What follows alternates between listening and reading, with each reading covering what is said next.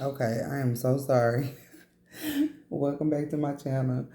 The video that I just did, this is the extension. I'm not an editor. I don't know how to do that. So I don't even know how I'm supposed to add this video to another video, but we're going to see. We're going to see how it's going to work. However, I was saying that,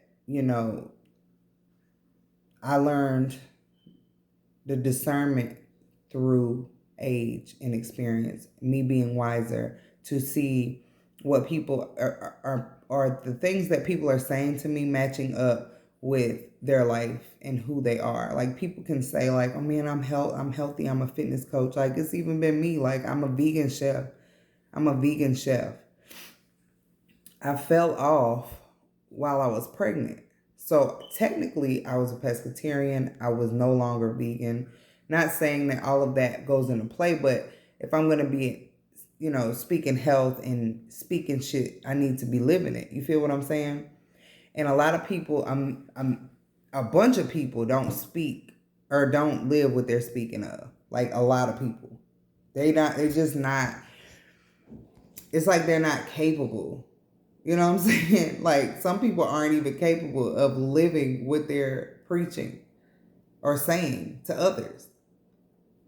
You have to be you have to be it.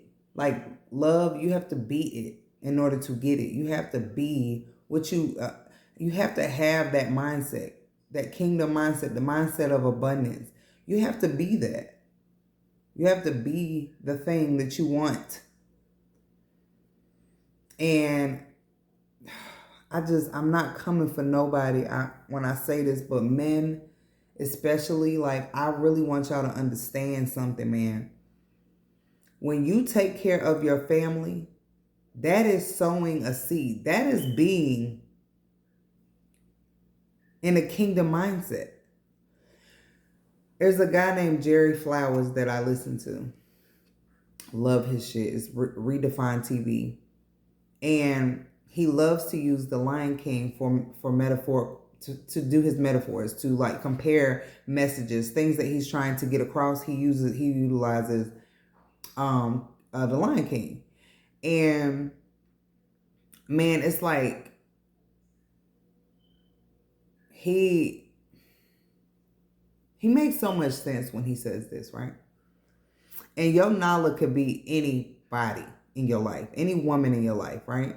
Because this is life to me is a chessboard, literally, literally.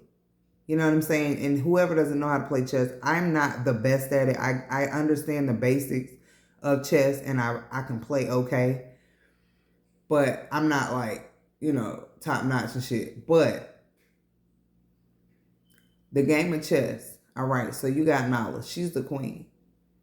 Nala in the movie. Okay, so you got she wasn't the queen yet.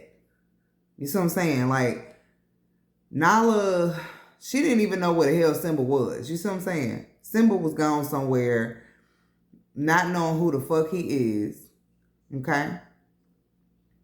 Lost his way. Couldn't figure out. He just going out. Somebody told him some shit. His uncle, his dad died, and this just go, you let it resonate. You put it where it needs to go in your life because, of course, this is a movie. It's a storyline, but you understand that you can compare this to your life, however it goes. If you got somebody telling you this, like, bro, man, we could make some bread, we could do this, whatever it is, and you going for that shit, you're stepping out of your king position, number one, and your kingdom mindset. Because if you were in your king position, you would know that you don't need to do that shit. You would know that you could stand up without it, without whatever it is the bullshit that you're on that's causing your life to go left. Because you know where you stand. You know the shit that you can improve on, and you know what you could do better in. Like if you holding tight, like on shit, and you're not trying to replenish whatever you give back to your family. Like to me, you're not going to make it. Like you're not going to be okay. You see what I'm saying? The bag will skip over you, period. Because you're not sowing nothing. you know um but he made it clear. I'm gonna get. Let me just say this. So Nala ran into Simba because she left the kingdom, or the kingdom that Simba's supposed to be running. She leaves because it ain't no food. She like, damn, it ain't shit going on over here. I'm hungry. So she goes and finds some food, but she runs into Simba. So she like, damn, what's up, Simba? Like, come on, there's no food. Like, what? You're alive? Yay. She all crunk and shit. She loving on him and shit. She like, bro, like, what's up? This is her best friend. She thought he was dead. She's like excited as hell, that he's still alive. Then she's like, yeah, so are you coming back? Like, that's like a no-brainer for her. We need you to step into your shoes and take your place. He's like, oh, no, I'm not doing that. So now the queen on the chessboard, she confused because she looking on the chessboard like, wait a minute. So you are the king. Like, are you not going to step into that shit? Like, I'm confused. We need you. So he like, I don't want to, just being on his little bullshit like most men. And it's like, she like, nah, bro, we got to get you on board. Like, they fell out a little bit over that shit. But then he sat back and he thought about what she said. Long as you get it, I don't give a damn. Get mad. He said, okay, let me go back. And he did just that. However, when you step out of your king position, all your shit you gonna be eating bugs over there and chilling with motherfuckers that you eat for dinner, for breakfast. Nala was finna eat Simba friend. Okay? They eat what he was hanging with. Bottom feeders. Put it in your life. You know what I'm saying? Bottom feeders. If you a boss and you a king, what are you hanging with? They gonna eat you alive, my nigga.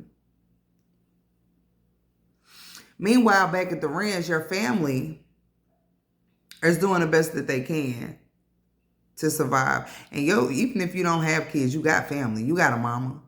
You got all that. Okay? Because Simba didn't have no damn kids yet. But he had a responsibility to his family that he didn't uphold because of his mindset.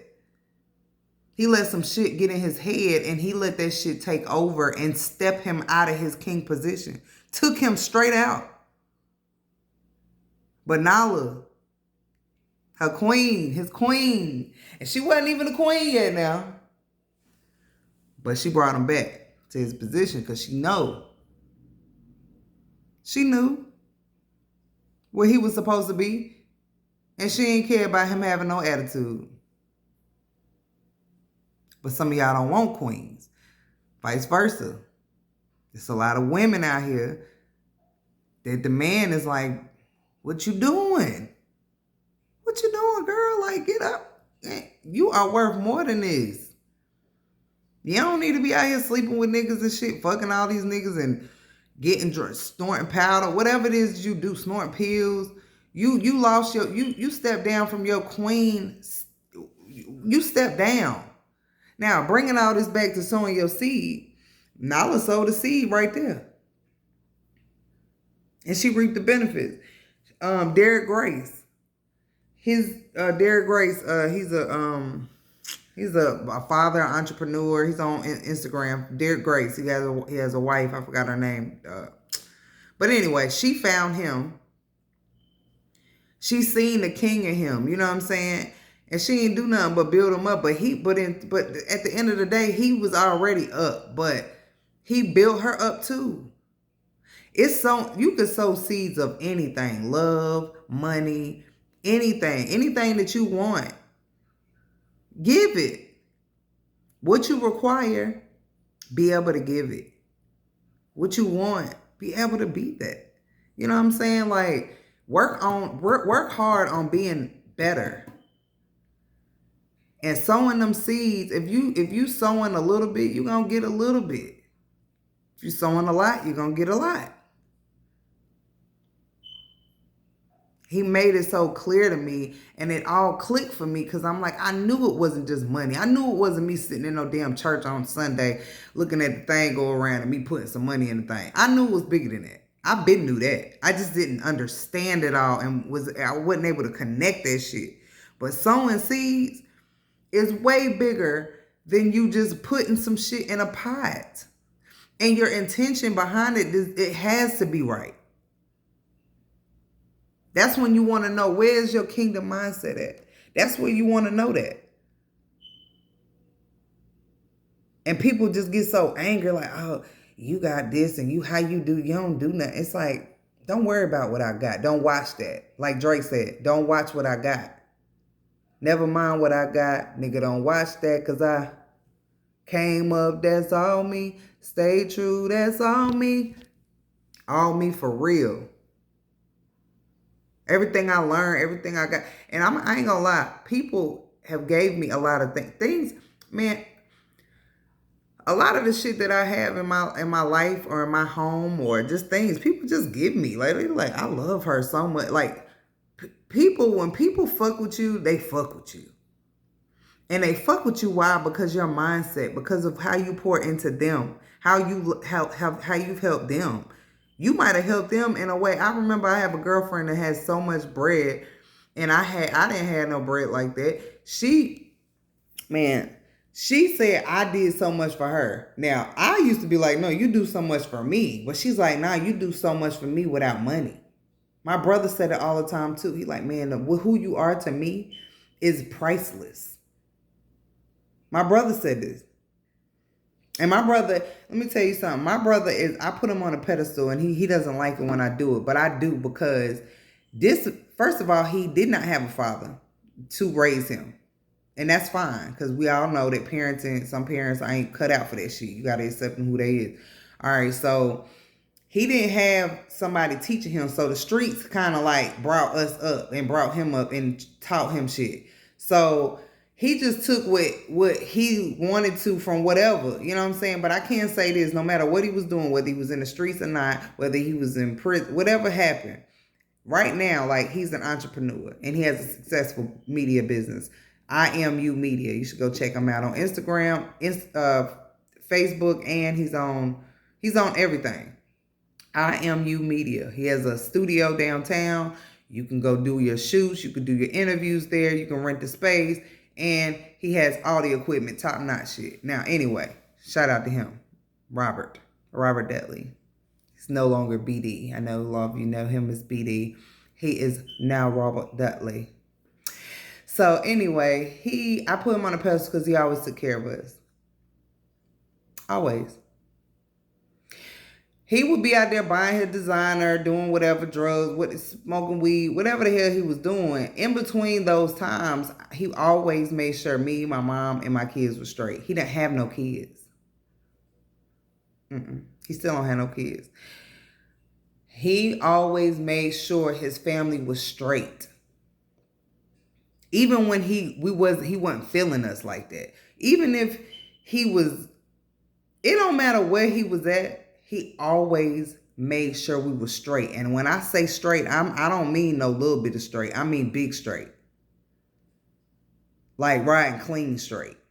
Like, oh, I just did good this week, real good this week, stupid good. What you want? Get whatever you want. You know, that kind of taking care of shit. Now, that wasn't necessary, but that's what he did.